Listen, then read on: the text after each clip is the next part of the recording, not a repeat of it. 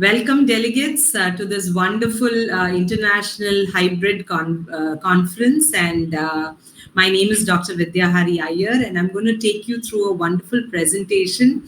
So let's get started. I'm going to share the presentation and then we'll continue. So, hi, friends. As I told you, we're going to listen to a topic called life skills and gender. And at the onset, I would like to thank the Indian Association of Life Skills Educations, Chennai, and Mar Theophilus Training College, Trivandrum, and of course, my very good friend, Dr. Jojo Johnson, for giving me an opportunity to speak as a hybrid speaker on the 9th International Conference on Life Skills Education. And this is such a very important topic in today's world. And, as I unfurl the topic to you, I guess you will understand a little more. And I'm so privileged to be a part of this wonderful seminar where many bigwigs are going to speak about the similar topic called life skills and gender. So basically, what is a skill? A skill is a learned ability to act with determined results so that, with the amount of time, effort, and energy that we put in, we are able to get the best output, right? And if I, distinguish between skills and abilities, you will understand that skill is something I can learn over a period of time. So, skill is a behavior which I can learn over a period of time. It is quantifiable and measurable, and I can teach it, I can test it, I can measure my progress in it, and it is something that can be honed over a period of time. So, it's not that what skill I have in the beginning is the same skill I have till the end. I will say driving is a skill. Initially, when we start driving, our mind will be focused on, okay, did I put the first gear, the second, the third, the fourth, the fifth? But after some time, you would not remember how many times you went first gear and second gear and third gear. It becomes just automatic. And after that, there'll be a phase when probably you listen to a music and still drive. So this becomes a kind of a great training program wherein you can develop about it. But abilities, my dear friends, are innate. They are natural. Most of us might have our innate abilities to probably be a great singer or a dancer or a painter, which probably we didn't have any pre-knowledge or pre-exposure to it. Now that is something like talent, right? So it is innate, it is there in you naturally, you have a flair for it. So in skills, there are many skills. So one is the hard skills or the technical skills. To just help you understand a little more about the technical skills, we get that whenever we are a part of a program, like see you're undergoing a program, a course. Now we develop our hard skills in that particular specific profession that we choose into.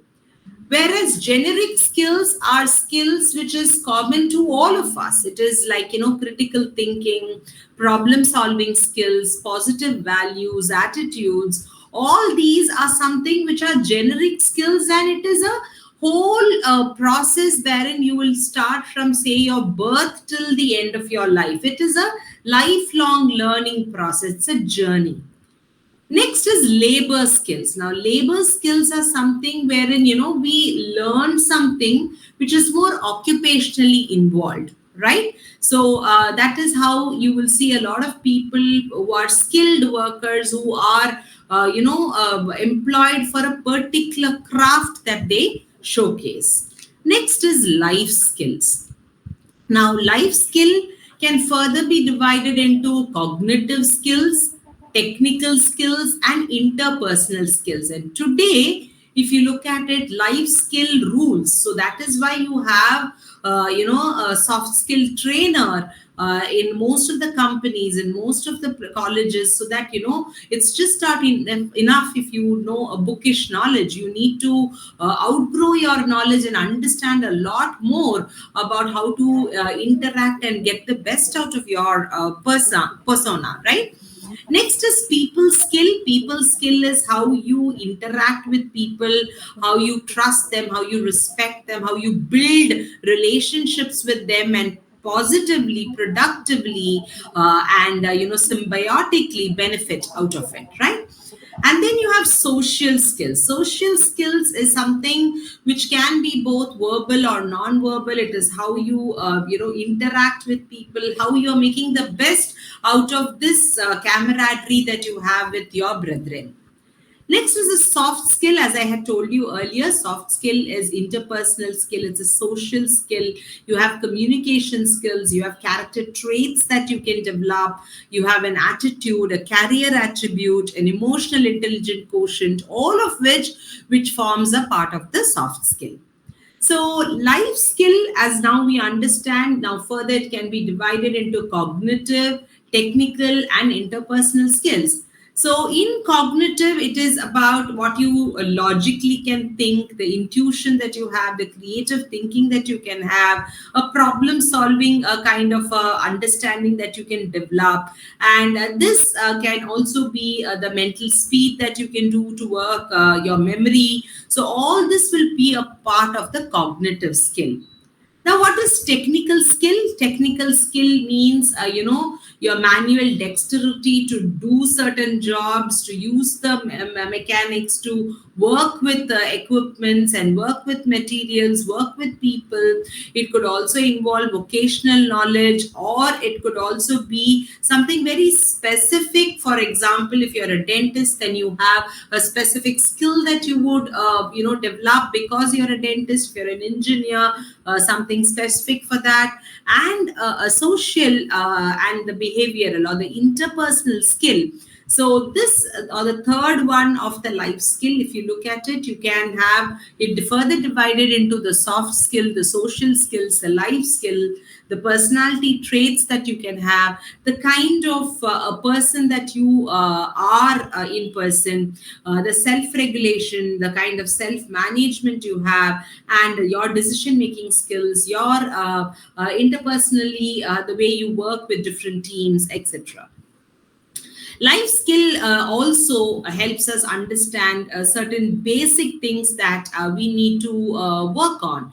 So when you are growing up, probably when you're 3 or 4 years old, your mother teaches you how to probably tie your shoelace, how to basically make your breakfast and fold clothes. And these are not gender specific, right? These are things which all of us need to know so that we are completely competent enough to face the world. And this has nothing to do with, a particular gender. And the common 10 life skills that all of us need to learn, and which is given by the World Health Organization, is the interpersonal skill, a skill to understand ourselves, self-awareness, coping with the everyday stress, critical thinking, problem solving, creative thinking, effective communication, managing our emotions, decision making, and of course, empathy. So these are the 10 very basic skills that the World Health Organization says that whether it's a boy or a girl or any gender, we need to help them understand about that. Now, according to the World Health Organization, even UNICEF and UNESCO have reiterated that these 10 basic life skills is something which we need to groom and, expose the children to, so that, they are well aware as they grow that they need to hone on these 10 verticals of life, right? Now, what is gender and what is gender identity? Now, gender identity is basically a person's sense of their own gender, whether they are a male, a female, or a non binary, right? And this gender identity can correlate with the sex which they have at birth, or it can also differ from it. And whatever behavior or action aspect of the person is, with the kind of relationships they share with the other person, these are strongly influenced by the person's sexual orientation. So today we have a number of variations of sexual orientation, right? So the basic life skills curriculum offers this curriculum to children, which means of any gender, and this hones them to have a good emotional, social, and intellectual tools, which are basically needed for them to be successful in life. It could be at their own personal level, or it could be an interpersonal level, wherein it is between peoples or members of their family, friends, or it could be on a larger aspect where they have to have this kind of a basic skill with the community or the workplace or wherever they are going to form a team.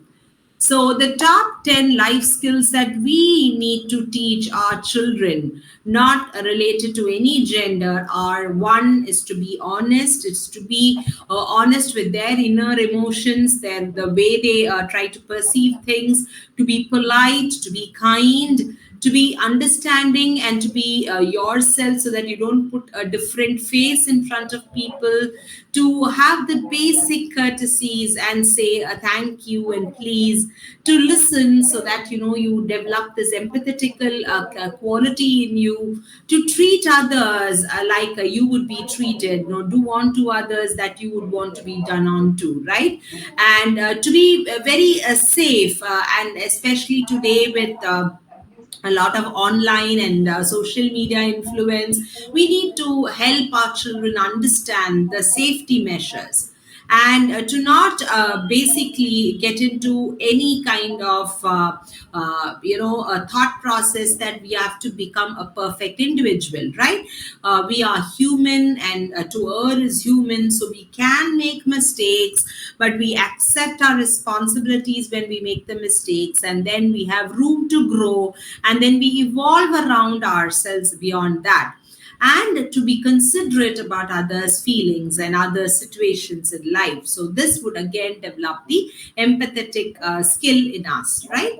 So, in gender equality and through life skill educations, what are the basic things that we need to help our children understand, or our adults and young adults and the general community understand? Is one, household chores are basic life skills. They are not gender specific. Everyone, whether it's a male or a female or any other gender, they need to learn everything for themselves to be sustainable in this society, right? So whether it is cooking, cleaning, feeding, washing, everything needs to be taught equally to both the genders, right? Empowering one another. So many people think that one gender is much superior to the other. The answer is a big no, my dear friends. We are all enough by or individuals by ourselves. We are enough as a person, but when we want to coexist, we need to see that we empower, we use words, we sow seeds of words which are encouraging, supporting, and influencing the other person in a very positive manner. So we need to empower one another. Next is to develop a kind of a behavior wherein we know every day we would be dealing with challenges, and we have a positive outlook towards all this. Now, many a times when we are small children, we pray to God that no challenges should touch us, right? We should have a smooth ride in our life. But then when you become a young adult, you understand that challenges are a part of life, and how you deal with challenges are either are you reacting or responding. Now that would create a kind of a difference in the way your future lies. So if you are taking challenges head on, then you understand that you are developing a different kind of a character than a person who is shrugging themselves from these challenges. So you become a leader as you take up challenges and as you move up the ladder, right? So it's very important. Be very well informed about your health, understand yourself, understand your body needs, your eating styles, your sleeping styles, the water you drink, the kind of exercise you do, the kind of a mental exercise you do, the kind of the grooming that you have for your inner well-being. Now this is again very very important, and I'm sure during the COVID we had our lessons learned, and it is so very important that we need to look at life in that aspect. Next is preparing for dynamic social circumstances. So this is only, they say, like, the opportunity needs preparedness, which means until unless you have, sort of got yourself on the right path, it is very difficult for you to take up more responsibilities. So it is like, you have a self management program, the to do list that you need to do on a daily basis, you work out on the list, and then when newer opportunities come, you're able to take them up. So this is how you do your SWOT principle. You understand your strength, your weaknesses, your opportunities, and your threats. Until and unless you understand your strength and work around your strength, hone your weaknesses, you will not be able to take out any opportunities which comes your way. So this is very important. Next is negotiate key life decisions. Now, whenever there is a choice in front of you and you are supposed to make your choices, it is very important that you negotiate. You have to pick up the best for you, and it is survival of the fittest. So we need to understand that and move forward. Next is the self-management skill. Now, this could be a topic by itself, but just to help you understand that all of us have 24 hours a day, and now how are we going to take or maximize what we can with this 24 hours is what makes us a different person.